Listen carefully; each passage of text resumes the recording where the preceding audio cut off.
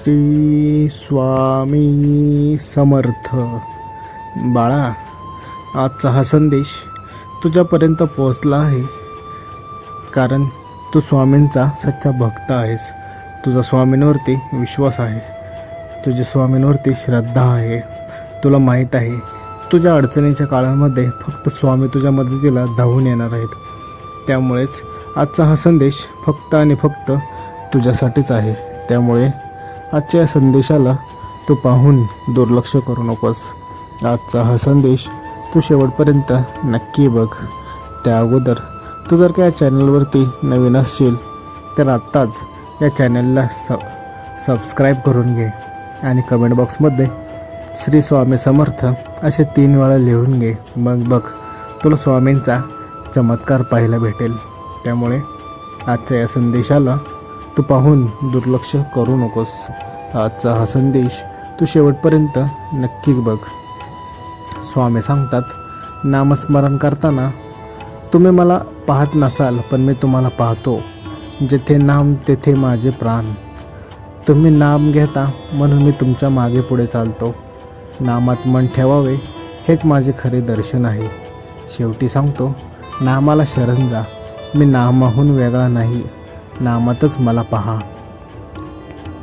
स्वामी सांगतात की प्रत्येक माणूस हा त्याच्या कर्माने घडत असतो. तो जसा विचार करतो तशी तो कृती करतो आणि तसे त्याचे जीवन घडू लागते. त्यामुळे नेहमी लक्षात ठेवा, विचार करताना आणि कोणतीही कृती करताना नेहमी चांगलाच विचार करा. कधीही नकारात्मक विचार करू नका. आपण एखाद्याविषयी जसा विचार करतो आपल्या जीवनामध्ये देखील आपल्या देशाभोवती अगदी तसेच घडते. तुम्ही जर का प्रत्येकाविषयी चांगलाच विचार करू लागलात तर तुमच्या बाबतीतही सर्व काही हे चांगलेच घडेल. पण तुम्ही जर का समोरच्याचा वाईट विचार करत असाल, समोरच्याला नुकसान होईल अशा गोष्टी बोलत असाल तर याच्यातून आत्ता तुम्हाला आनंद भेटेल पण भविष्यामध्ये तुम्हाला सुद्धा त्या गोष्टींना सामोरे जावं लागू शकते. भविष्यात तुमचे पण काही मोठे नुकसान होऊ शकते. कदाचित त्या व्यक्तीपेक्षा ते नुकसान खूप मोठे असेल. त्यामुळे नेहमी विचार करताना चांगला विचार करा. इतरांचा देखील विचार करताना चांगलाच विचार करा. कोणावरतीही रागवू नका, चिडू नकात, कोणालाही फसवू नकात. कोणाबाबतीतही सर्वात महत्त्वाचं म्हणजे वाईट चिंतू नकात. लक्षात ठेवा, प्रत्येकाला आपल्या कर्माची फळे हे इथेच भोगायचे असतात. कर्म हे कोणाला चुकलेले नाही आहेत. प्रत्येकाला केलेले पाप आणि पुण्य हे येथेच फेडायचे असते.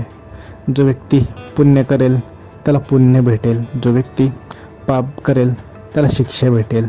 त्यामुळे लक्षात ठेवा, नेहमी पुण्य करण्याचाच प्रयत्न करा. लक्षात ठेवा, तुम्ही जेवढे पुण्य करचाल तुमच्या पदरामध्ये तेवढे जास्त सुख व समाधान भेटून जाईल. या उलट तुम्ही जेवढे पाप करचाल तेवढे फेडेपर्यंत तुमच्या आयुष्यामध्ये, तुमच्या जीवनामध्ये दुःख, संकटे व अडचणी येतच राहतील. त्यामुळे नेहमी लक्षात ठेवा, पुण्य करत चला. आपल्या आजूबाजूच्या कोणत्याही लोकांना आपल्यामुळे कधीही त्रास होऊन देऊ नकात. नेहमी सर्वांना सोबत घेऊन चला. आपल्या एखाद्या बोलण्यामुळे इतर व्यक्ती कदाचित खूप मोठा दुःखी होऊ शकतो, त्याला त्रास होऊ शकतो. त्यामुळे नेहमी बोलताना 10 वेळा विचार करूनच बोला. लक्षात ठेवा, बोलून विचार करण्यापेक्षा विचार करून बोललेले कधीही चांगलेच. लक्षात ठेवा, शरीरावरच्या जखमा भरून निघतात पण मनावरती शब्दांनी केलेल्या जखमा ह्या लवकर भरून निघत नाहीत, त्या कायम आठवणीत राहतात. त्यामुळे एखाद्याशी बोलताना नीट विचार करूनच बोला. कदाचित आपल्या सहज चेष्टेने व काही बोलल्याने समोरचा व्यक्ती हा मोठ्या प्रमाणात दुःख होऊ शकतो. त्या दुःखामुळे कदाचित तो तुमच्यापासून दुरावा देखील जाऊ शकतो. त्यामुळे नेहमी लक्षात ठेवा, बोलताना नेहमी विचार करूनच बोला. लक्षात ठेवा, आपला एक शब्द बास असतो एखाद्या व्यक्तीला आपल्यापासून दूर करण्यासाठी, एखादे नाते तोडण्यासाठी. त्यामुळे नेहमी विचार करूनच बोला. विचार करताना, बोलताना नीट प्रामाणिकपणे आपल्याला काय हवं आहे, काय सांगायचं आहे याचा पूर्ण अभ्यास करा, विचार करा आणि मगच बोला. लक्षात ठेवा, एकदा निघालेला तीर आणि एकदा निघालेले शब्द परत माघारी घेता येत नाही. त्याच्यातून आपले जर का चुकीचं काही बोललो तर आपले नुकसानच होणार आहे. त्यामुळे बोलण्या अगोदर खूप महत्त्वाचे आहे ते म्हणजे विचार करणे. विचार करून बोललेले कधीही चांगलेच. बोलून विचार करून बसण्यात काही अर्थ नाही, कारण की त्यावेळेस वेळ निघून गेलेली असते. त्यामुळे ती परिस्थिती मग आपल्या हातात राहत नाही. त्यामुळे सर्वात महत्त्वाचे विचार करून बोलण्याऐवजी विचार करून बोला. बोलून विचार करण्याऐवजी विचार करूनच बोला.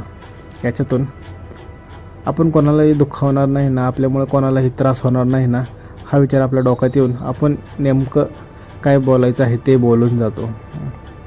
स्वामी सांगतात, वेळ काळ कोणासाठीही थांबत नाही आणि कोणालाही तो थांबवता येत नाही. कर्माचे भोग हे भोगूनच संपतात. भक्ती केल्याने संकट येणारच नाही असं कधीही होत नाही, पण भक्ती करून तुमच्या संकटाचा वेग मात्र नक्कीच कमी करता येतो. जसं की जिथे हात जाणार होता तिथे बोटावर मात्र निभावलं. पण हे कळण्यासाठी तुम्हाला तुमच्या स्वतःवरती विश्वास असला पाहिजे. लक्षात ठेवा, वेळ ही फार मौल्यवान गोष्ट आहे. वेळ आपल्याला दिसत नाही पण खूप काही शिकवून जाते. वेळ तुम्ही कधीही लक्षात ठेवा, तुमच्याकडे कितीही मोठा पैसा असला, काही झाले तर तुम्ही जगातील सर्वात मौल्यवान वस्तू घेऊ शकता, पण तुम्ही वेळ मात्र कधीही घेऊ शकणार नाही. लक्षात ठेवा, वेळेची किंमत ही ओळखायला शिका. वेळ ही खूप महत्त्वाची आहे. वेळ ही कोणासाठीही कधीही थांबत नाही. त्यामुळे आपल्या वेळेला महत्त्व देत चला. प्रत्येक गोष्ट ही तिच्या निर्धारित वेळेमध्येच करा. प्रत्येक गोष्टी या ठरवून वेळेप्रमाणेच करत चला. आणि सर्वात महत्त्वाचे म्हणजे आपल्या वेळेचे मूल्य ओळखायला शिका आणि समोरच्या वेळेचे देखील मूल्य ओळखा. एखाद्या व्यक्तीला जर का तुम्हाला भेटायचे आहे आणि तो तुम्हाला भेटायला येतच नाही, तुम्ही 1 तास 2 तास फक्त त्याची वाट बघत असाल तर याच्यातून नुकसान तुमचे होत आहे. अशा व्यक्तीपासून तुम्ही लांब राहा, त्यांच्याशी भेटणं टाळा.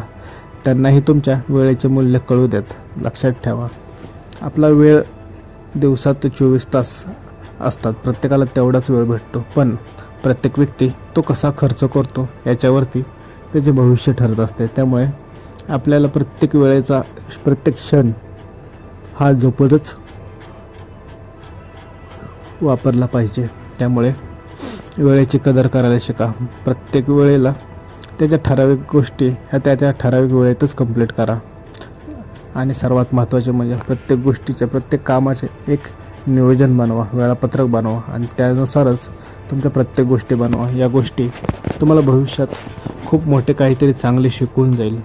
लक्षात ठेवा, जो व्यक्ती वेळेची कदर करतो, वेळ त्याची कदर करते. आणि जो व्यक्ती हा वेळेची कदर करत नाही, वेळ देखील त्याची कदर करत नाही. त्यामुळे वेळेचे मूल्य ओळखायला शिका, वेळेची कदर करायला शिका.